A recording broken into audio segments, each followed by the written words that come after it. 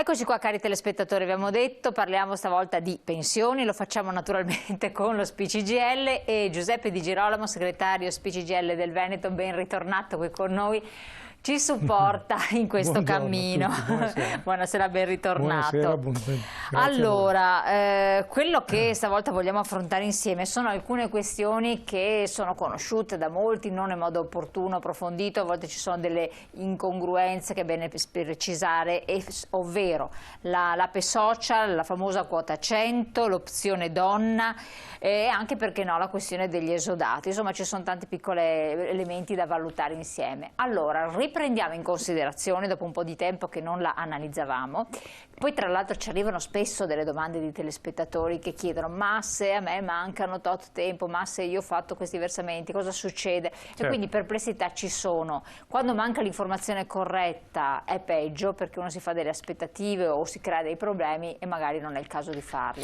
Voi, e questa è l'occasione un po' per ribadirlo, nonostante il periodo avete sempre le sedi disponibili a valutare tutte le posizioni pensionistiche delle persone, però bisogna prenotare prima di portare le cose, vero? In questo momento bisogna avere molta attenzione, stare molto attenti e quindi telefonare alle nostre sedi. Noi ci siamo, prendiamo gli appuntamenti con tutte le precauzioni, con tutti i protocolli e quindi rispondiamo alle domande, alle esigenze che le persone ci chiedono, insomma.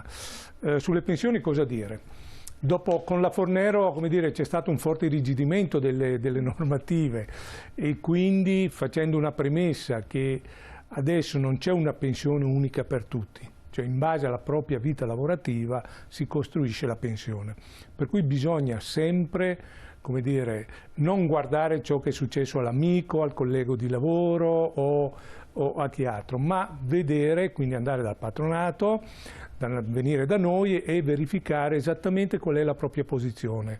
Questo è, come dire, una premessa indispensabile da fare. È bene dire questo, perché tanti si fanno condizionare da quello che è successo alla persona che conosce. È vero che la Fornero, a differenza di quello che diceva, ha irrigidito molto il sistema, cioè i 67 anni per la pensione di vecchiaia o i 41 anni e 10 mesi, 42 anni e 10 mesi per l'anticipata. Però ci sono anche altri modi per poter, come dire, bypassare questo aspetto e noi proviamo appunto a vederne qualcuno di questi. Allora, quello che è più richiesto e più utilizzato, qual è? Allora, diciamo che spesso non è una scelta del lavoratore o della lavoratrice, perché spesso ci casca dentro per problemi familiari, per crisi aziendale, per mille motivi, insomma, tranne forse quota 100, ecco, per tutti gli altri, come dire, diventa quasi una scelta obbligata. Direi cominciamo da quota 100, ecco, che forse è quella che ci permette di uscire in modo più lineare. Quota 100, anche se è un po' improprio chiamarla quota 100, perché appunto non è... Io direi mettiamo intanto la prima slide, così capiamo come adesso, come nel 2021 si può andare in pensione. Ecco. Per cui eccolo qua, la prima è la quota 100. Qui vediamo una breve sintesi delle varie opzioni che superano un po' le rigidità della Fornero. L'escamotage possibile. Esatto, come ripeto spesso questi sistemi, come dire, non sono una scelta volontaria, ma sono dettate da condizioni non dovute alla volontà del lavoratore o della lavoratrice. Ecco. Quindi quota 100 si chiama così perché ha un dato che è fisso, che è quello dell'età, cioè bisogna avere 62 anni di età e 38 anni di contributi. Allora vediamo la slide successiva che così riassume un po' gli elementi del quota 100. Quindi diciamo, questo è il Quindi primo... 62 anni di età, 38 anni di contributi. Esatto. No? Se io ho 61 anni di età e 39 anni di contributi, pur facendo quota 100, non ho diritto. Quindi deve esserci, i 62 anni sono un requisito essenziale, insomma. Ecco, quindi questa è la prima roba.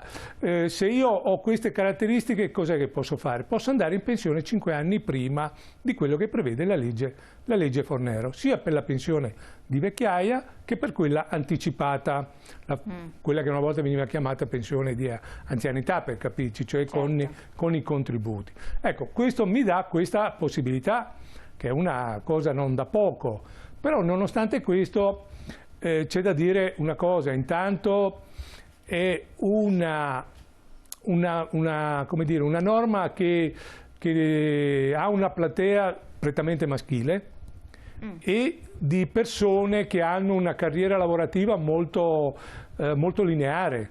Quindi chi è stato precario per tanto tempo, ha avuto lavori stagionali, oppure come spesso le donne che interrompono la propria carriera lavorativa, la propria attività lavorativa e poi riprendono, difficilmente queste persone entrano in questa, in questa norma.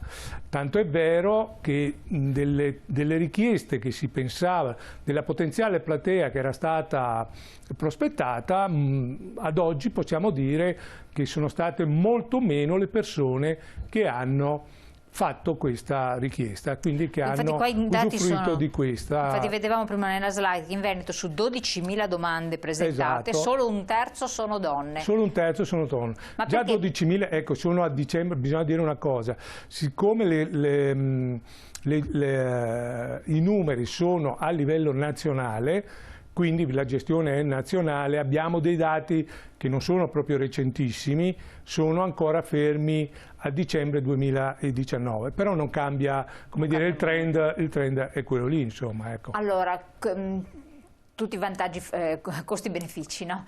Una persona dice 5 anni prima sostanzialmente vado in pensione, che cosa ci rimetto, quindi che cosa mi può incentivare e cosa non mi può incentivare. Allora, a seconda, diceva lei, premesso, dipende da che tipo di attività lavorativa hai svolto. Esatto. Esatto. Quindi conviene sostanzialmente a chi? A un dipendente che ha una buona pensione? Che ha una buona pensione, che magari per motivi familiari o perché appunto non ce la fa più a lavorare, decide di andare in pensione e quindi ha dalla parte sua questo anticipo di 5 anni che non sono pochi, insomma, 5 anni prende prima. meno però. Non è che ha una penalità, chiaramente prende la pensione per i contributi che ha versato. Quindi se io ho versato 38 anni di contributi, prendo la pensione per i 38, non per i 42.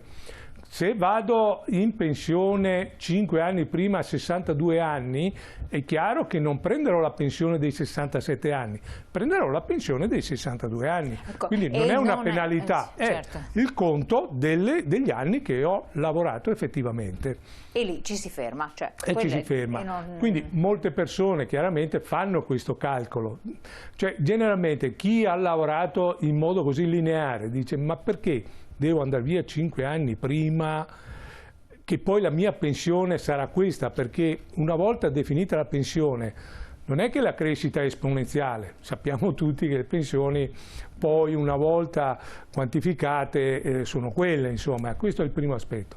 Ce n'è un secondo che molti tengono in considerazione, riguarda soprattutto il pubblico impiego, e cioè il trattamento di fine rapporto, quello conosciuto come trattamento fine servizio, il TFS, non viene, lei sa che già andando in pensione normalmente lo si percepisce o 12 mesi o 24 mesi dopo, a seconda della quantità.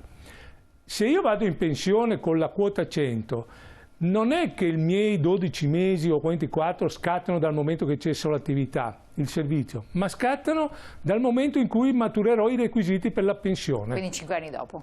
Cioè 7 anni dopo, 6 o 7 anni dopo. Quindi ben tener e quindi conto. ci sono persone che dicono: ma insomma è un'assurdità. Tanto è vero che siamo riusciti ad ottenere un anticipo del TFS e TFR con una nuova legge. Anche TFR o solo per il pubblico impiego? TFR riguarda pubblico, questa norma riguarda solo il pubblico impiego. Perfetto. Adesso c'è una norma che permette questo anticipo, che però ha bisogno di essere, come dire, affinata, perché poche banche hanno aderito al protocollo. Chiaro, va bene. Opzione donna, è la seconda. Quindi è stato molto importante precisarlo, perché magari si generano dei dubbi.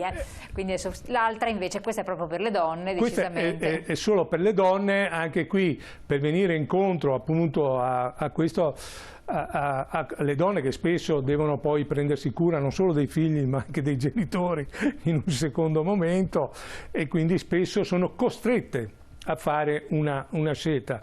L'opzione donna, quali requisiti servono intanto? Ecco, diciamo questa cosa: bisogna avere 58 anni di età e 35 anni di contributi se lavoratrice dipendenti, se invece autonoma un anno in più, quindi 59 anni di età e 35 anni di contributi.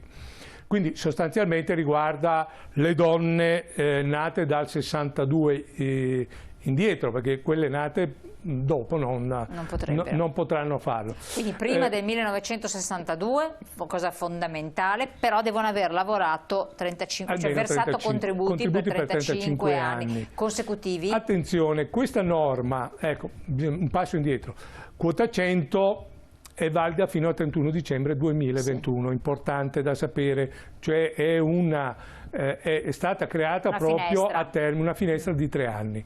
Stessa roba per l'opzione donna, che nasce nel 2004, viene rinnovata di volta in volta, adesso è stata rinnovata fino al 2021.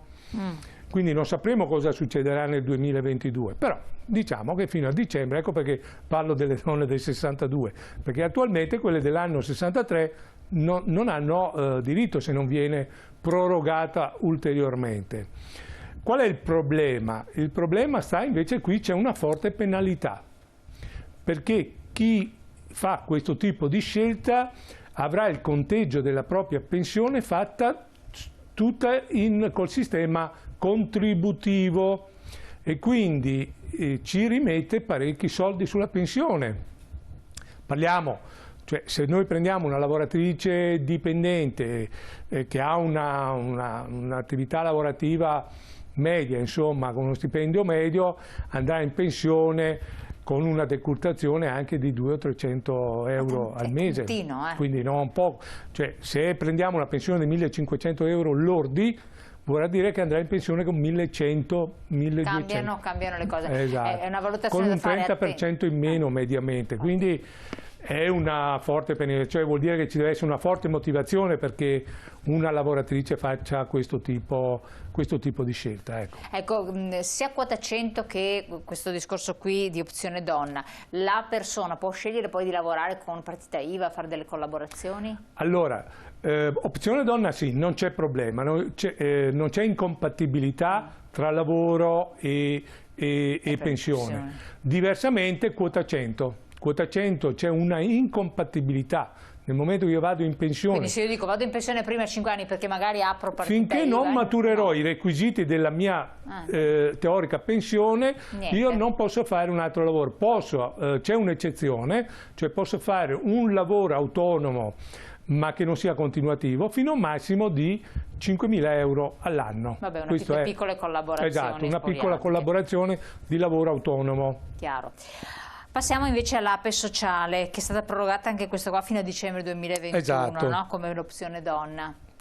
Ecco, questa APE sociale, che appunto proprio si chiama anticipo pensionistico sociale, a differenza delle altre due che sono delle vere e proprie pensioni, è una misura assistenziale, però non cambia nulla per chi ci va, però è una distinzione che è giusto dire. Anche qui servono 63 anni di età, è un requisito indispensabile, quello dei 63 anni di età, e poi variano gli anni di contribuzione che vanno dai 30 ai 36 a seconda della mia condizione, perché il criterio è l'età 63, poi devo, come dire, essere o disoccupato, quindi aver utilizzato la NASPI, tutto il resto, e quindi da almeno 3 mesi non ho più ammortizzatori, quindi posso richiedere l'APE, oppure, e quindi mi bastano i 30 anni di contributi, oppure essere, io continuo a chiamarle, scusate, badante, dei miei familiari,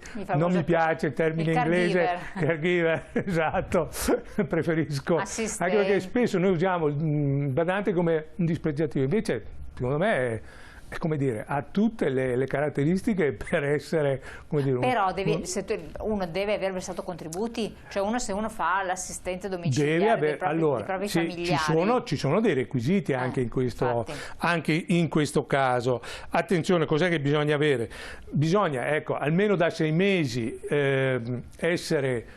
assistere un congiunto, quindi può essere il marito, la moglie o i genitori, un parente stretto di primo grado, oppure può essere anche di secondo grado, ma se è un ultra settantenne o ha delle condizioni molto, molto particolari. Devo comunque avere i 30 anni di contribuzione versati, vero? Su questo non ci piove. Anche se una persona fa il caregiver deve versare i contributi. Deve aver versato 30 anni di contributi e aver fatto almeno da 6 mesi l'assistenza appunto al... Come si certifica questa assistenza?